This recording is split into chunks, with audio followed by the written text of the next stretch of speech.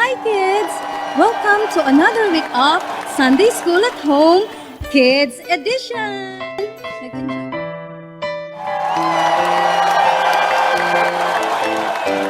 Good morning, kids, and welcome back to our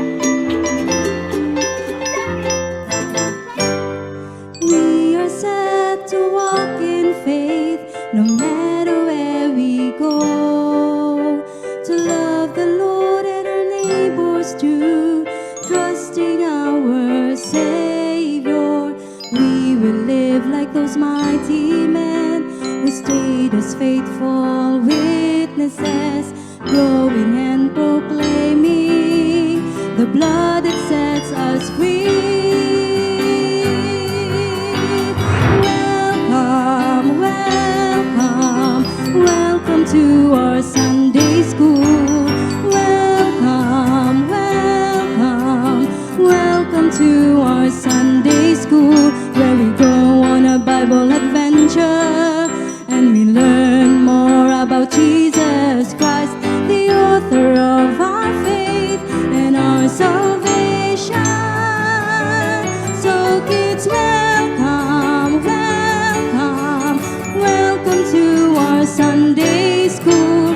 Welcome, welcome, welcome to our Sunday school. We welcome you to our Sunday school. Welcome to our Sunday school.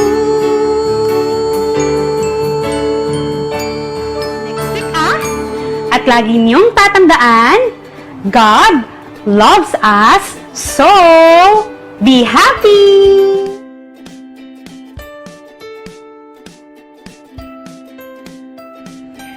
Magandang araw mga bata! Inaanyayahan namin kayo sa ating darating na virtual vacation Bible School sa October 30, 31, November 1, and November 2. Yan ay Friday, Saturday, Sunday, and Monday. Tama ka yan, Sister Lynette. At mag-i-start mo ang beginners and primaries episodes at 10 a.m. to 11 a.m. At ang sa juniors naman po ay mag-i-start at 11 a.m. to 12 p.m. And it will be aired via our FITC Team Facebook page at sa ating Lifting Prize YouTube page. At ang ating Culmination Day ay sa November 8, Sunday. November 8 at 11 a.m. to 12 p.m.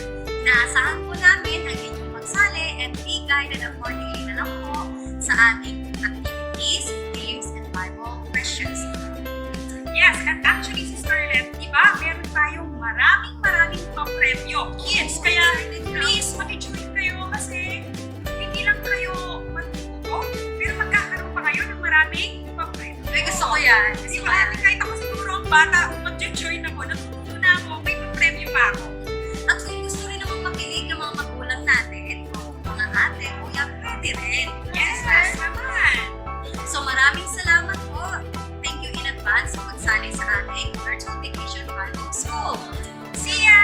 See ya!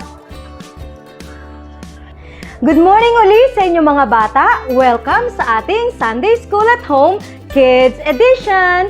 At bago tayo mag-start, tara, mag-awitan muna tayo!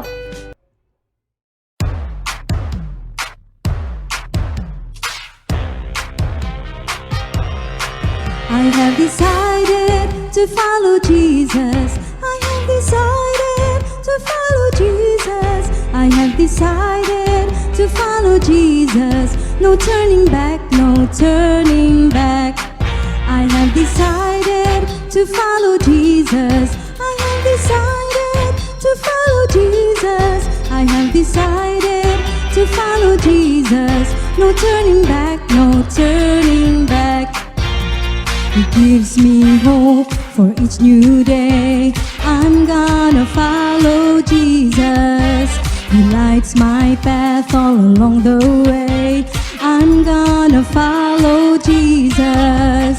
I will go wherever He leads. I'm gonna follow Jesus. No turning back.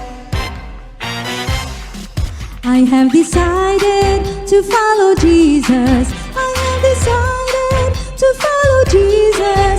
I have decided to follow Jesus. No turning back, no turning back. I have decided to follow Jesus. I have decided to follow Jesus. I have decided to follow Jesus.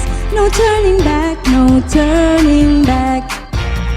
He gives me hope for each new day. I'm gonna follow Jesus. He lights my path all along the way. I'm gonna follow Jesus. I will go wherever He leads. I'm gonna follow Jesus. No turning back. I have decided to follow Jesus. I have decided to follow Jesus. I have decided to follow Jesus. No turning back, no turning back. I have decided to follow Jesus. I have decided to follow Jesus. I have decided to follow Jesus. No turning back, no turning back. No turning back, no turning back. No turning back, no turning back.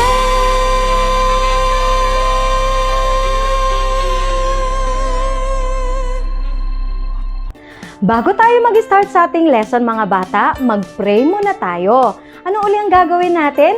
Iyuyuko natin ang ating mga ulo, ipipikit natin ang ating mga bata, at pagsasamahin natin ang ating dalawang kamay. Ready na ba kayo? Okay, let's pray. Father, Lord God in heaven, maraming salamat po for this day. Thank you, Lord God, for almost a month of study about you. Nawa, Panginoon, itatak niyo po sa aming puso't isipan ang inyo po mga salita. I-reveal niyo po yung inyong sarili sa amin, Panginoon, at nawa tumatagpo ang pananampalataya po namin, lalong-lalo na po ng mga batang nakikinig o ng mga taong nakikinig po ngayon. Maraming salamat, Lord. I-lead niyo po kami, tulungan niyo po kami sa maghapon na to. Ito po ang aming samot talangin sa makapangyarihang pangalan ni Jesus. Amen. Magandang araw muli sa inyong mga bata. Welcome to another edition of Sunday School at Home, Kids Edition. This whole month, pinag-uusapan natin ang mga bagay na nagte-testify about Jesus Christ, that He is indeed the Son of God, and He is God, the Son. The first week, pinag-uusapan natin ang mga prophecy, mga sinabi ng prophets 1,000 years ago, 100 years ago before napanganak si Jesus na nagkatotoo sa New Testament. And then the second week, pinag-usapan naman natin kung ano ang tinestify ni Jesus about Himself. So this week, let's study about the early believers, yung mga nakasama ni Jesus at yung mga nakakita sa Kanya during His earthly ministry. Kids, welcome to our lesson 3, all the facts about Jesus. What did the early believers say about Jesus?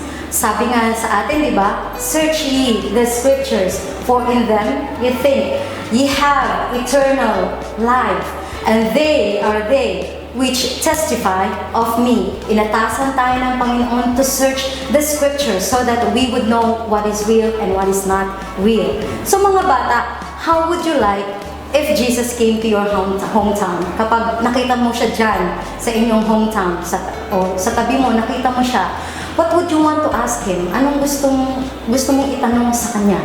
Or anong gusto mong i-request mo na pwede niyong gawin? Or what kind of miracle would you like Him to do? Alam niyo mga bata, Jesus' ministry here on earth ay nagtagal lamang ng 3 taon.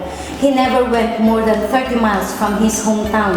So ibig sabihin, kung magmumula tayo dito sa Matatalait, Tarlac City, hanggang San Jose lang yon, San Jose Monasterio lang yon. So siya ay inakusahan ng mga leader ng Hudyo at ng gobyerno. Akala ng mga galit sa kanya, nung namatay na siya, wala na, the ministry is over. Pero nagkamali sila because that is just the beginning of kung paano na-disperse o na-share ang gospel sa buong mundo. Sa kanyang muling pagkabuhay, after 3 days, siya ay nakita ng may tao. At nung siya ay nag-ascend papunta sa langit, siya ay nakita lamang ng mga 100 tao. Two known historians in Rome who was not among Jesus' followers, kumbaga hindi sila believers or followers ni Jesus, but they wrote about him. And their names were Josephus and Tacitus. Their account of Jesus' life and death was accurate, but quite brief. Paano nga isang taong pinatay, hindi naglakbay sa malayong lugar kung saan siya inaroroon, ay kinikilalang Panginoon na tagapagligtas, na hanggang ngayon, nag-share tayo ng gospel sa ibang tao, maraming tumatanggap sa kanya, di ba? Mahigit 2 bilyong tao sa buong mundo. Okay? Within 350 years of Christ's death, Christianity has been the official religion of religion of Rome, thanks to the manuscript writers who are enthusiastic on making copies of the Bible. At alam niyo ba mga kids, walang publishing company noon, walang printing press na pwedeng mag-copy ng paulit-ulit. Noon, sinusulat lang. So imagine, for 14,000 manuscripts, or kasi gusto nilang bigyan ng kopya yung mga mananampalataya noon, they just had to write it. May mga manuscripts noon, and they write it mano-mano, by hand. Imagine writing the whole New Testament Bible and then mano-mano lang, di ba? By 130 years after Christ's death, nagkaroon na ng 14,000 copies and more, okay, na na-distribute sa New Testament, being passed around the whole world. And amazingly, lahat ay pare-pareho. Why? Because of the work of the Holy Spirit. Tingnan natin ang mga famous books na ito, mga bata. So let's have a little bit of history, mga bata, okay? So one of the famous book that is revolving up until now is the book of Homer. His book called the Iliad. The Iliad is written about 850 before Christ, which has a 653 ancient copies found. So ang book na ito ay tungkol sa Trojan War, King Menelaus versus King Paris of Troy, na nakipag-war si King Menelaus because Helen, his wife, dumped him. Iniwan siya for King Paris. The next famous book, one of the famous book is Plato. Plato's book, The Republic. It was written around 380 before Christ at meron lamang siyang 7 copies that are found. Okay, so this book is about, men gathering together, pinag-aawayan nila, ano ba ang just and justice. So this is a debate of men. And another famous book was Aristotle's book on interpretation, which was written around 350 before Christ, and nakita lamang sila ng 5 ancient copies. So this book on interpretation talks about affirmations, denials, and propositions about how you interpret things. And the most famous book ever written was, guess what? Yes, the Bible. The Bible was written around 50 to 180 after Christ, AD, okay, or Anno Domini in Latin. It tells the story of the gospel, which is the birth, the death, and the resurrection of Jesus Christ. It talks about a man who is in dire need of salvation. Lahat tayo kailangan natin ng salvation. Okay? At sinasabi dito kung how can we attain peace amidst sa mga problema natin. Okay? At masatisfy talaga, maging content tayo sa buhay na to. And it also testifies that Jesus, who is Christ, came and lived among us, that He died on the cross, has risen on the 3rd day, and is coming again. All were written accurately, walang mintis. Sa mga bata, pakinggan natin kung ano ang sinabi ng dalawang famous historian na to. So the first one was Josephus. His Jewish name was Joseph ben Matityahu, also known as Titus Flavius Josephus. So he was born in 37 after death of Jesus, and he is a 1st century Jewish historian. According to his book, The Antiquities of the Jews, sinabi niya doon that there was a historical Jesus. Merong isang Jesus na nabuhay, a wise man, a doer of wonderful works, a teacher, at marami siyang naging disipulo. He was the Christ, sabi niya. At si Pilate condemned him to the cross. He appeared to them alive again the 3rd day. as the divine prophets has foretold these and 10,000 other wonderful things, sabi niya. And the tribe of Christians, so named after him, are not extinct. Kung baga hanggang ngayon may mga Kristiyano pa rin. So you can find that excerpt, okay, from Antiquities of the Jews 18.3.3. And the next historian is Tacitus, or Publius or Gaius Cornelius Tacitus. Ang haba ng pangalan, ano? He was born in 56 after death, or Anno Domini. He is a senator. He is a Roman senator and a first century Roman historian. His records of account of Christians, and he validates the gospel history.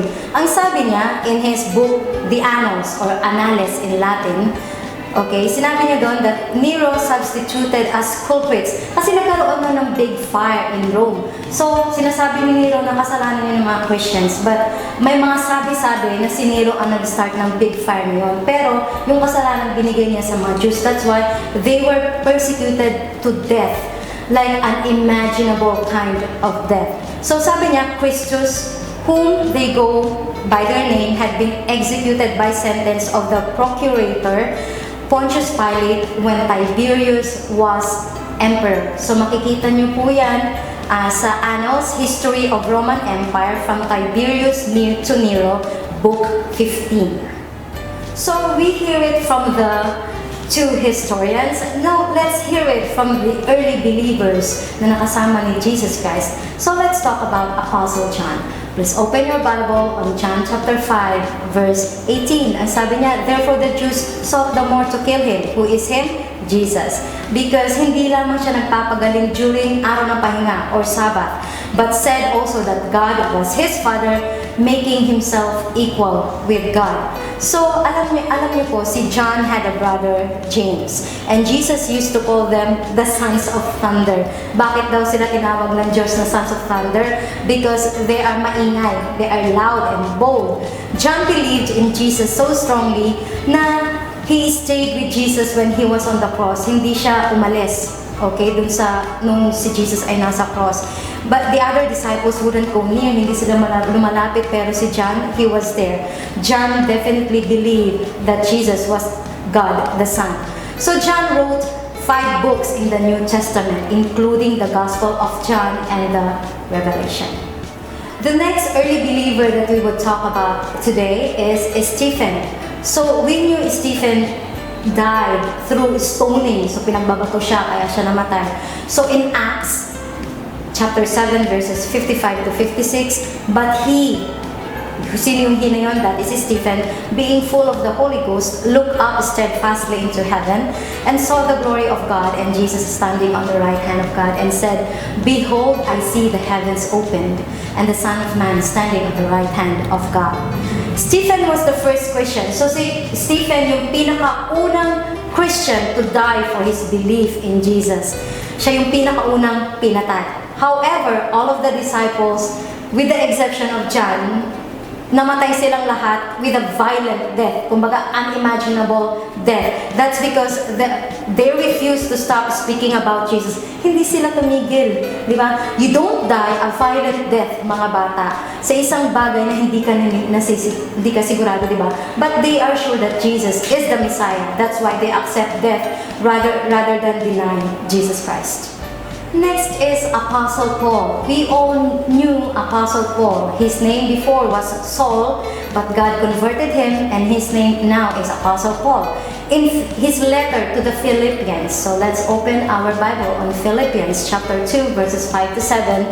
Sabi niyo doon, let this mind be in you which was also in Christ Jesus. So magkaroon daw tayo ng pag-iisip katulad ni Jesus, who being in the form of God, thought it not robbery to be equal with God, but made himself of no reputation, and took upon him the form of a servant, and was made in the likeness of men. Kumbaga sabi niya, magkaroon tayo ng parang pag-iisip ni Jesus na maging humble tayo, wag tayong magmayabang, okay? And sabi niya, he took unto him the form of a servant. Naglingkod siya, hindi siya pinaglingkuran. Naalala niyo noon yung 12 disciples na hinugasan na yung mga paa nila. He was a servant. Hindi siya nagpa-serve. Okay? At first, noong una, Paul really hated Christians.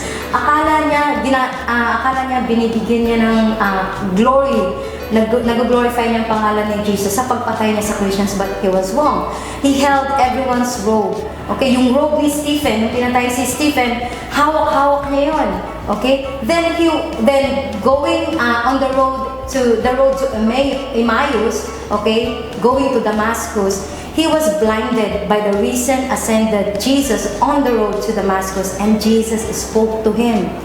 After that, mga bata, Paul went all over the world telling people about Jesus. He wrote 13 books in the New Testament. In each, he talked about Jesus being the Son of God. From being not believer to believer.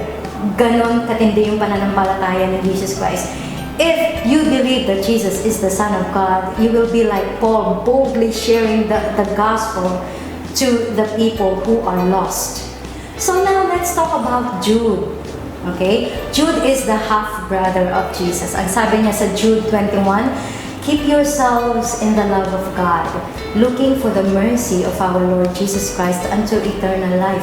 I-focus lang daw natin yung sarili natin kay Jesus Christ. Na mga bata, sino ba si Jude? Okay? Jesus had 4 brothers and at least 2 sisters. Hindi sila naniniwala, that Jesus is God. That they did not believe in Him when He was alive. Nung buhay pa siya, hindi sila naniniwala. That may have been a jealousy thing. We're not sure about that. Parents and neighbors, baka sinasabi nila sa sarili nila, why can't you be more like your big brother? Siguro, this is just like a speculation that, how can you live with a brother that is so perfect, right? But after Jesus' death came the resurrection. Okay? The ascension. Yung ascension na tinatawag natin, ito yung pag-akyat ni Jesus Christ sa langit. And the Pentecost. Yung Pentecost, yung pagbibigay ng Holy Spirit sa mga believers. At least 2 brothers became believers. Okay? Possibly all. They were named James and Jude. They wrote the New Testament called by their name. So there is a New Testament book James and New Testament book Jude. So please read your Bible, kids, so that we may know these brothers of Jesus. Pag-usapan naman natin ngayon si Apostle Matthew. Okay? Open our Bible on Matthew chapter 16, verses 16 to 17. Ito, kinong ito ni Matthew by what Peter said. Alright? And Simon Peter answered and said, Thou art the Christ, the Son of the living God. And Jesus answered unto him, Blessed art thou, Simon Bar-Jonah, for flesh and blood hath not revealed it unto thee, but my Father which is in heaven. So dito tinanong ni Jesus Christ, ano ba yung tingin ng mga tao sa akin? Sumagot sila, you are Elias. Sabi nila, you are John the Baptist. Sabi nila, you are the prophet Jeremiah.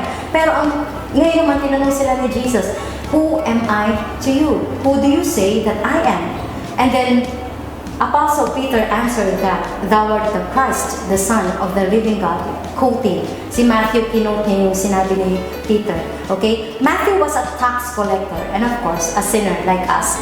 One night, Jesus came to his house to eat. He was overjoyed to hear he could be saved too. Tuwang-tuwa siya that, he could be saved. He ended up selling, pinabinenta niya lahat ng kanyang mga ari-arian just to follow Jesus, mga bata. So he wrote the Gospel of Matthew and recorded many conversations, okay, like this one between Jesus and Peter.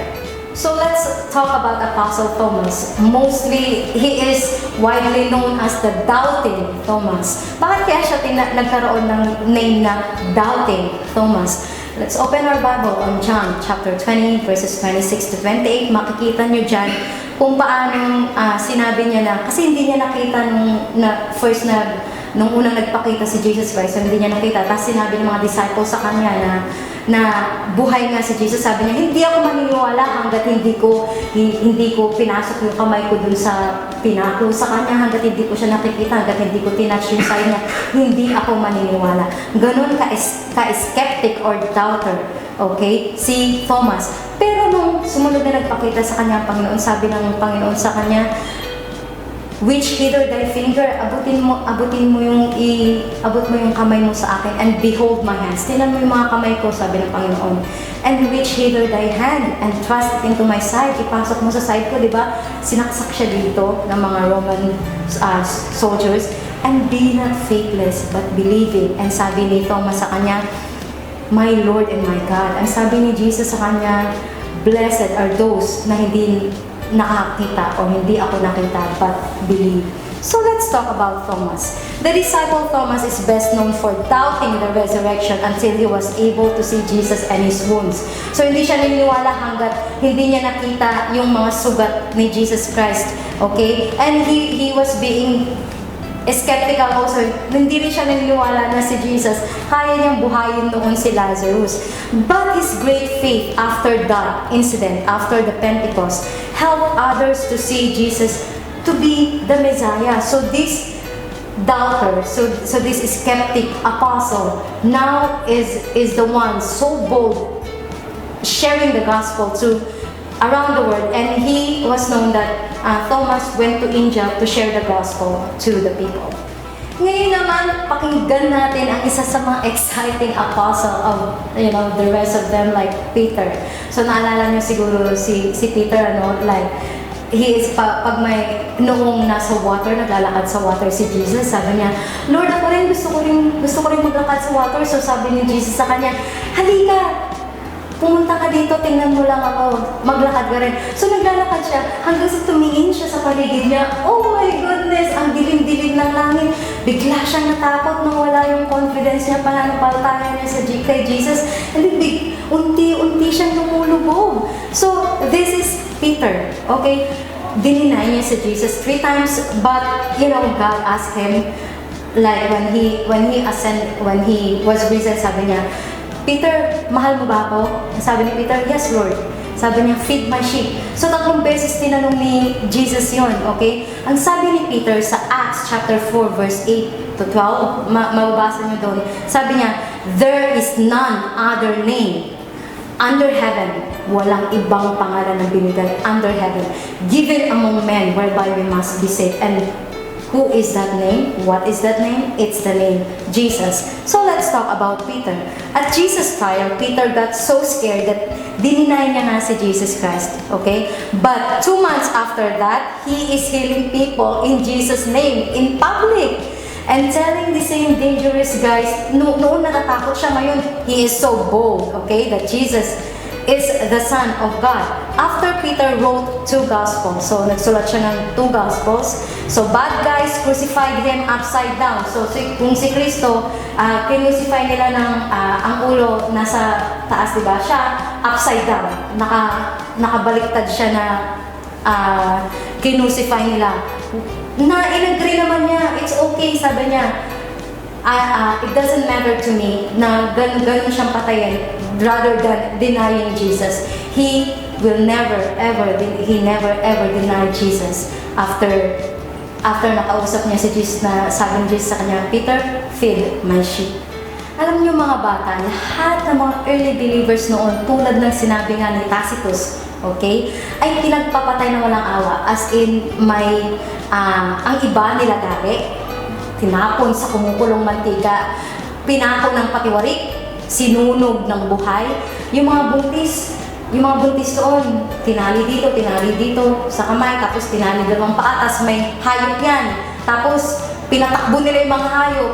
Yun ano mangyayari sa mga buntis na yun, mag-force sila mga anak, and then maghihiwala yung katawan nila. Ganun katindi yun. They killed them. They killed the early Christians. Unimaginable. Kung hindi totoo si Jesus, bakit ganun na lang ang pananampalataya nila? But they have that confidence, they have that faith. Bakit? Dahil naniniwala sila that Jesus is the Son of God and Jesus dwelt among us and He lived among us. Di ba gano'n naman tayo mga bata, kapag alam natin totoo, pinaglalaban natin, di ba? Ikaw ba, pag sinabihan ka, uy, alam mo, magnanakaw ka, tapos alam mo naman sa sarili mong hindi ka, di ba, sasabihin ba, oo, tama ka, magnanakaw ako. Hindi gano'n, di ba? Hindi tayo gano'n. Ganon din yung mga early believers ng mga bata. Nakita nila at nakausap si Jesus Christ. That's why tumestigo sila that Jesus is real, He is true, He is who He is, He was, He is, and He will come again for us.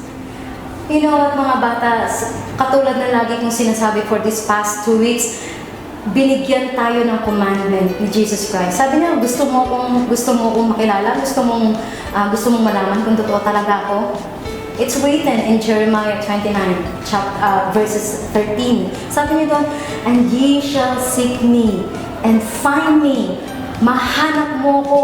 Sabi niya ganyan, when ye shall search me, kung isi-search mo ako ng buong puso mo, hindi siya magdadalawang isip na i-reveal yung sarili niya sa inyo.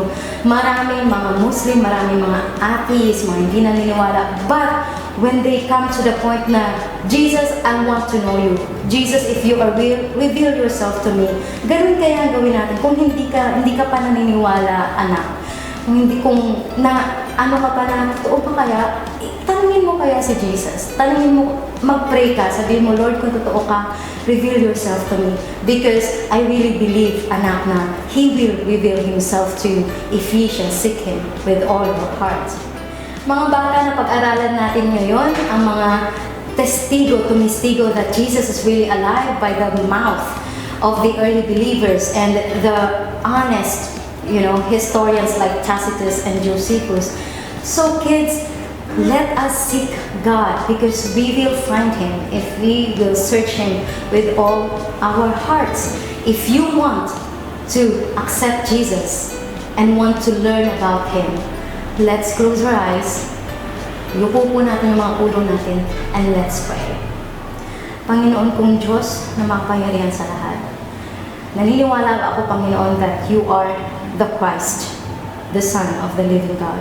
I'm praying, O Lord God, that for these children na nawa, Panginoon, isik kanila, dahil naniniwala ako, Panginoon, na mahahanap kanila, Panginoon, at i-reveal mo ang sarili mo sa kanila, Panginoon. I'm praying that they will grow in faith, O Lord God, and they will be able to defend their faith in you, Panginoon, and may they grow in grace and mercy and love, Panginoon, na nagmumula po sa inyo. Maraming salamat, Panginoon, for this moment, for this time together of na nag-aaral po kami patungkol sa inyo, Panginoon. Bless us all, enlarge our territory, Panginoon, and please keep us safe always. Ito po ang aking samot dalangin sa makapangyarihang pangalan ni Jesus. Amen. Okay, so tapos na tayo sa ating pag-aaral. Maglaro naman tayo kahit konti lang. Let's play name search. So, merong pinadala sa inyo na paper or activity si Teacher Cristel, and what you are going to do that, okay, kapag nakita niyo yung pangalan, burahin nyo lang or circle nyo or kulayan nyo, and after nyo nakita lahat ng pangalan, picturean ninyo, mag-selfie kayo with your work, and then isend din nyo sa FIBCT page, comment box. And ang pinakaunang makakapag-send nun ay makakatanggap ng regalo mula sa amin. So, maraming salamat muli mga bata sa pakikinig at ina-expect ko na makita ko ang inyong activity. Bye-bye! God bless you!